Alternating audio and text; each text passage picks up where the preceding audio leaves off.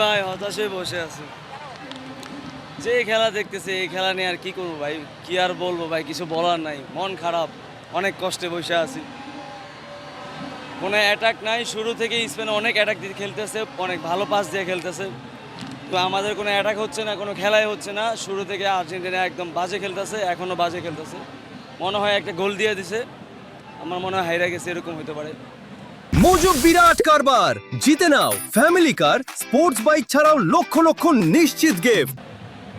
কি বলবো আর দুঃখের কথা ভাই, একটা লাল কার্ড, ওটা লাল কার্ড তো হয় না ভাই, এটা একটা রেড কার্ড দিলে হইতে পারতে, কিন্তু লাল কার্ডটা ভাই এটা তো ঠিক হয় নাই।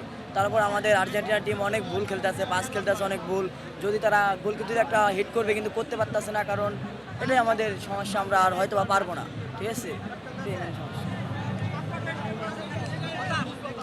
আরে ভাই কি বলবো, প্লেয়ার একটা 10টা নিয়ে আমরা জিতবো, আর্জেন্টিনা সবাইকে হতাশ করে, হতাশ থেকে মুক্ত হব ইনশাল্লাহ। বুঝতে পারছেন, মার্টিনেস এখনো নামে নাই, মার্টিনেস নামুক, খেলাটা ঘুরবে।